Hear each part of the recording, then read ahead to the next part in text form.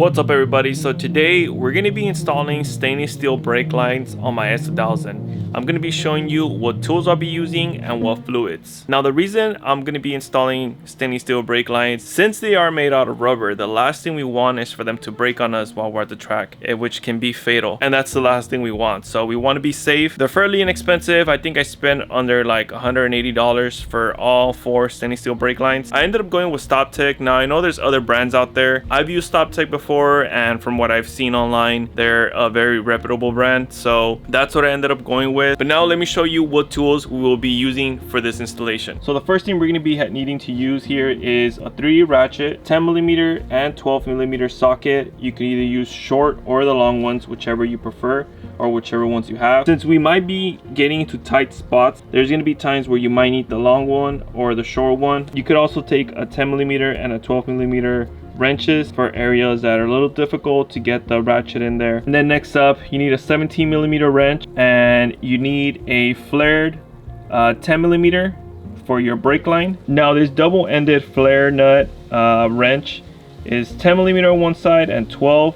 I picked this up from Harbor Freight, I believe, and it comes with a kit of various sizes, so it's fairly inexpensive. Highly recommend for you guys to get one of these whenever you're working with your brakes, because the last thing you want is for you to mess up the nut on top of the brake line, and then you're just gonna have to replace a lot more parts, and it's a headache you don't want to deal with. So just spend the extra dollars to get this. Like I mentioned, it's fairly inexpensive. Next up, you need some pliers. You're gonna be needing a flat or anything that has it's flat-netted on one side, and you can hit it on the other end, and of course a mallet or a hammer, whichever one you have. You're gonna need some rags for sure, because this is a messy job. It can get messy quickly. Now this is a tool that my dad made here. This is for you to attach to the bleeder hose. You can pick these up for like $10 for a kit of 3. I highly recommend you make 2 of these. It's basically just a hose with a bottle here, with like a soda bottle or anything that you have. Try not to use the water ones. The water ones are too flimsy, but he just ended up making a hole on the top.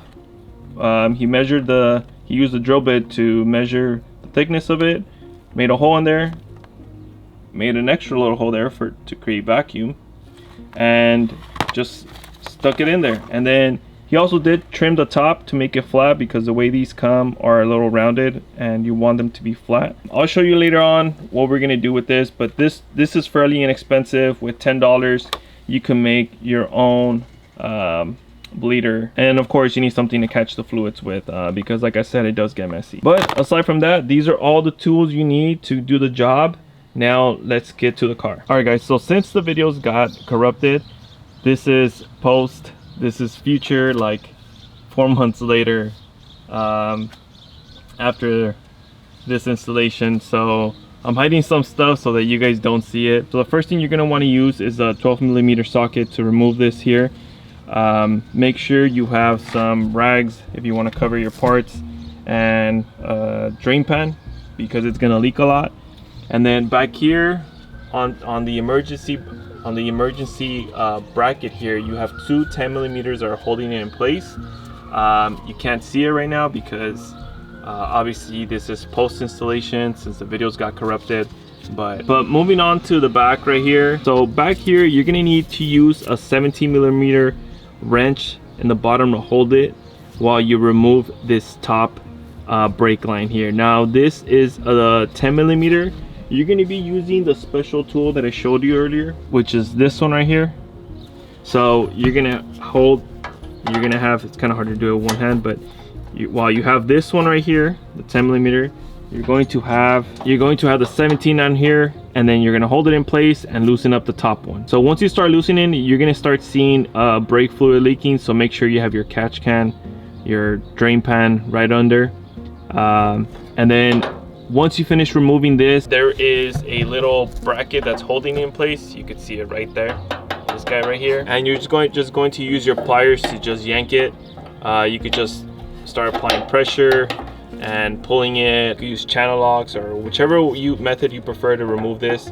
I don't think there's like an exact way to do it, but whichever way works for you, as long as this comes out, and then your brake line is out. So Once that's out, you're going to repeat the process in reverse. So don't forget also, once you got this tie-in, to insert your bracket here. You can use a flat screwdriver to place it like this and then just hammer it in. You could just do one side, hammer a little bit, and then the other side, and just hit it little by little until it's completely inside. So that's pretty much the same process you're going to follow for the rear.